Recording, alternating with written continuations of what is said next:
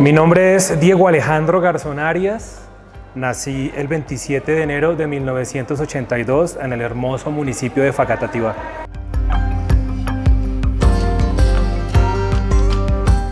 Yo tuve contacto por primera vez con la danza en el colegio cuando estaba en grado segundo. La directora del grado realizó una danza que fue la contradanza chocuana, de la cual participé y ahí la realicé. Posteriormente tuve la posibilidad de encontrarme en el bachillerato con mi profesor de educación física, el maestro Luis Eduardo Rosso León, con quien me pude vincular de una manera más formal al trabajo de la danza folclórica. Mi familia apoyó el desarrollo de las actividades, pero pensaron que iba a ser una manera de ocupar un poco el tiempo libre y de poder socializar. Entonces siempre tuve unas limitaciones cuando esto empezó a demandar más tiempo y más dedicación. Yo tuve dos mentores. El primero fue el maestro Luis Eduardo Rosso León, que más que enseñarme a bailar me enseñó fue a tener un profundo amor por el país y a valorar mucho la tradición y a respetarla. Gracias a él yo aprendí a amar un bambuco, un torbellino, una guabina, a enamorarme de los instrumentos. Después de todo este proceso tan bonito con el maestro Luis Eduardo Rosso, llego a dar con el maestro Alirio Gamba, al grupo Amanecer Colombiano, y él profundiza ese amor en un trabajo más investigativo, más coreográfico, más físico y más escénico. Y yo creo que no habría podido lograr avanzar o conocer lo que conozco de la danza sin estos dos maestros que fueron tan importantes para el departamento y que lo son para la danza en Cundinamarca.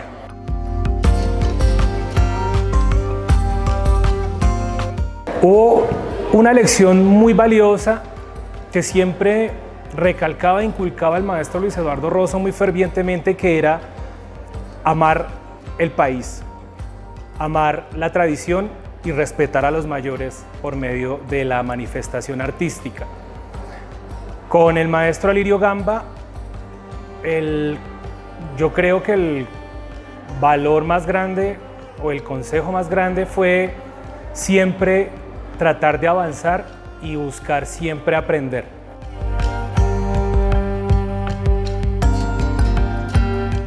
Siempre en la vida de un artista hay muchos obstáculos. En el caso de la danza, el primero fue la cuestión del género. Se consideraba que por realizar la danza tal vez tenía ciertas inclinaciones a ciertos tipos de género que hace 30 años pues era un tabú. Sin embargo, hubo unos mayores que fue el poder alcanzar conocimientos tangibles de lo que era la danza y la tradición. Creo que ese fue el obstáculo más grande. Siempre se aprendía, pero era muy difícil por la falta de medios y de mucha información específica, confrontar este hecho artístico y verificar que fuera real y que fuera verídico. Creo que ese fue el obstáculo más grande, porque todos somos testigos que quienes hacen danza precisamente logran hacerlo sobrepasando una condición económica que por lo general es muy irregular, la condición física y hasta la propia condición de financiación. Pero creo que por encima de cualquier cosa estuvo siempre esto.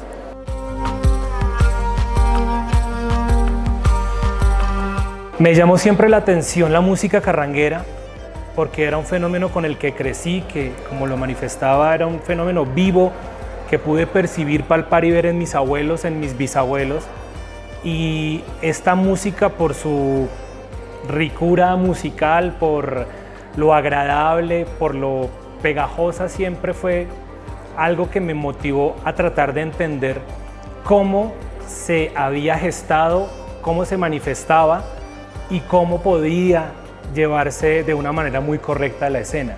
Precisamente después de mucho tiempo pude empezar el proceso de dirección de una agrupación y quise enfocar mis esfuerzos a investigar este tipo de música, a entender cómo se había manifestado actualmente, porque es una música muy contemporánea, en el campesino, en el individuo de la vereda y en los pueblos.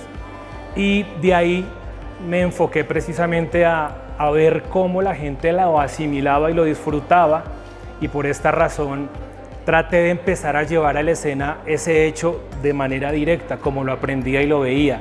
Y para no controvertir ni tampoco transversalizar con otros géneros o con otras teorías, le di una pequeña apreciación personal llamándolo nuevas formas de baile campesino, respetando absolutamente todo lo que la danza folclórica colombiana ya maneja, y que pues realmente esto era una forma nueva de baile campesino.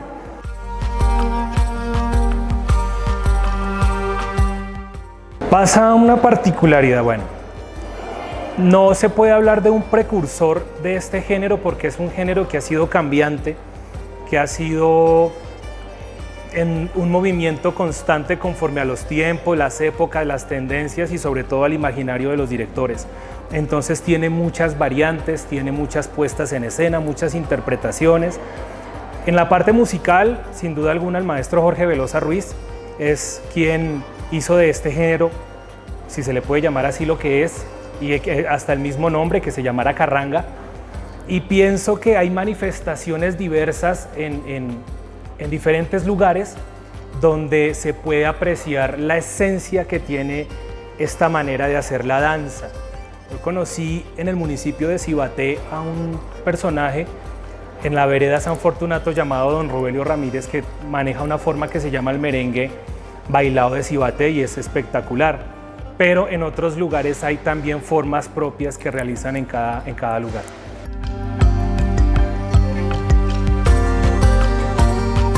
Agradezco mucho que esta entidad tan bonita, dada la investigación, pues coloque mi nombre en consideración como maestro. No considero serlo.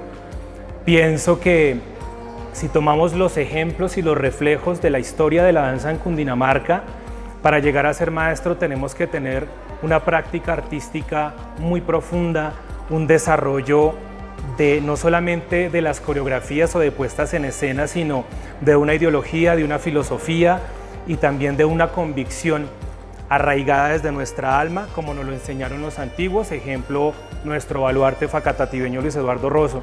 Me considero una persona del sector, alguien que trabaja la danza y que trata de hacerla lo mejor posible, pero pues no tanto como un maestro.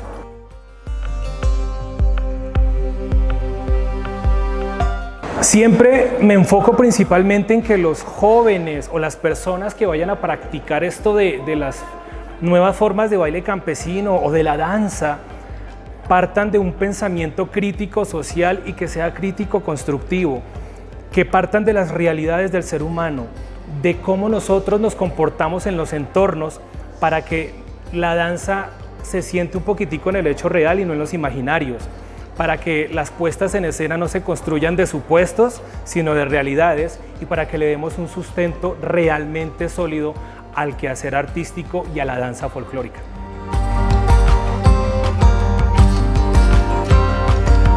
Las principales influencias que tuve siempre fueron los coordinadores o monitores de los grupos. Cuando yo empecé en el grupo Ancestro, llegué en una época donde el grupo estaba en un proceso de reconstrucción y lo lideraban Mauricio Calle y Samuel Toro. Ellos abanderaron ese proceso y ahí me formé en primer lugar. Posteriormente estuve con los otros coordinadores que tenía Amanecer Colombiano, con Giovanni Quimbayo y muy reconocido maestro, y con este grupo que tenía Amanecer Colombiano, que también era bastante sólido. Ellos siempre son la influencia más fuerte en un proceso de formación porque nosotros tenemos contacto directo con nuestros directores, pero siempre hay unos niveles que se respetan y se manejan, mientras que los propios compañeros ayudan a que nosotros nos adaptemos al proceso que se lleva dentro de una agrupación.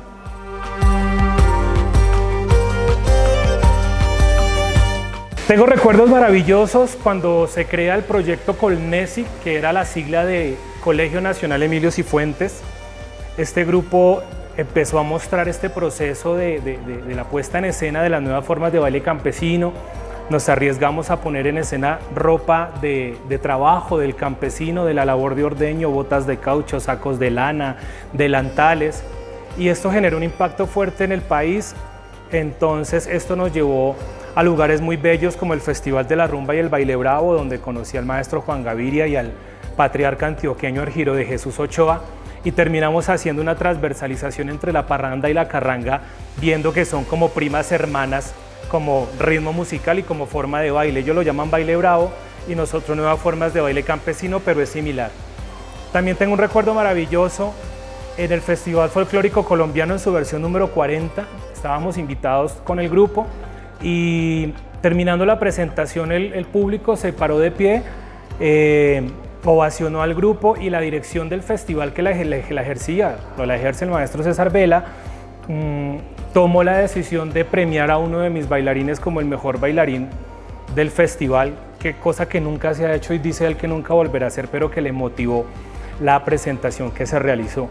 De igual forma, creo que el recuerdo más grande es cuando se está a punto de salir al escenario y dicen a continuación Facatativá, Cundinamarca. Eso es el recuerdo más valioso y es el ánimo que uno siempre tiene para seguir haciendo esto, y es el orgullo que va a llevar uno toda la vida.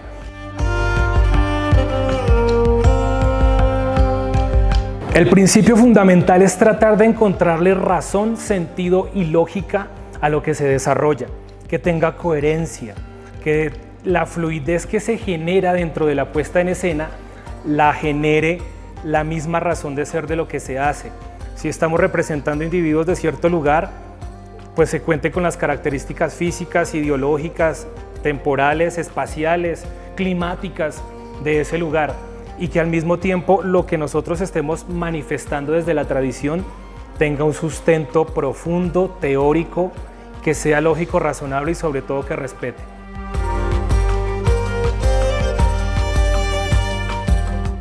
Creo que el trabajo siempre se caracterizó por tratar de expresar con naturalidad lo que se sentía.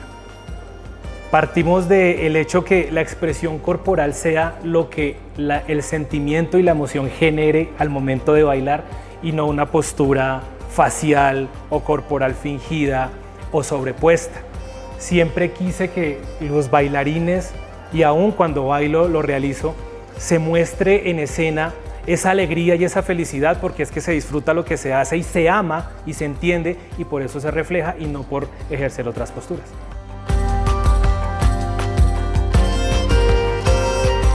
Influyente en la vida y en la filosofía el maestro Luis Eduardo Rosso, sin duda alguna, aunque tuvimos muchas discrepancias después, dado a su arraigo a defender la danza de Cundinamarca, que era muy lógico, frente a poner en escena este tipo de acciones tan contemporáneas y tan nuevas, pero siempre fue muy respetuoso, y eso es el valor más profundo que yo puedo resaltar que tengo y que le heredé a él, que por encima de cualquier cosa y por encima del amor a lo que fuera, había un respeto, había una tolerancia, y que la danza debía llevarse siempre principalmente en el corazón.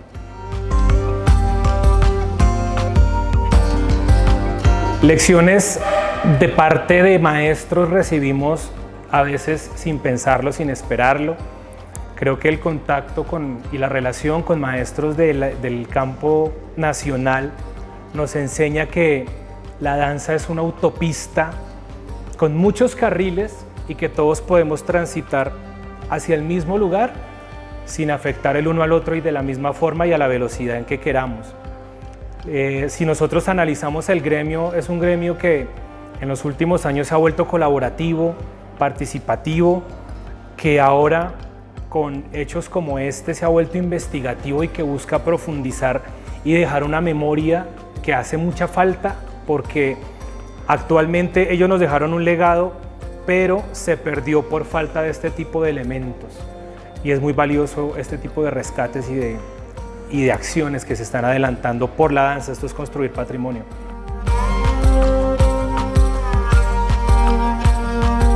Siempre tratamos que cuando la gente piense en música carranguera, piense, como lo decía el maestro Argiro Ochoa, en que sepa a campo, en que sepa montaña, en que sepa a danza, y que sea real. Es maravilloso cuando alguien dice, así bailaba mi abuelo, así bailaba mi abuela, yo vi bailar hacia mi tío. En las fiestas de la casa se hacía esto, eso es lo que se busca, que esta esencia se mantenga y que esta sea la realidad para partir de este hecho en la construcción de puestas en escenas o de querer desarrollar temáticas enfocadas a este género.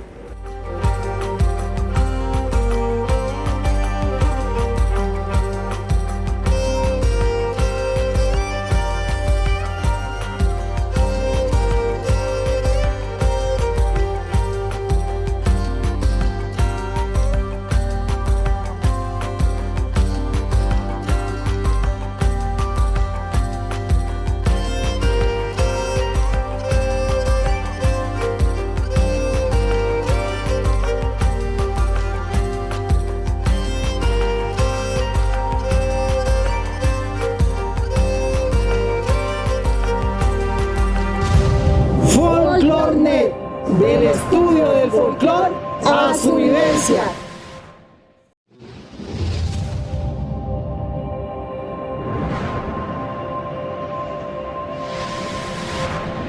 Folclornet, del estudio del folclor a su vivencia.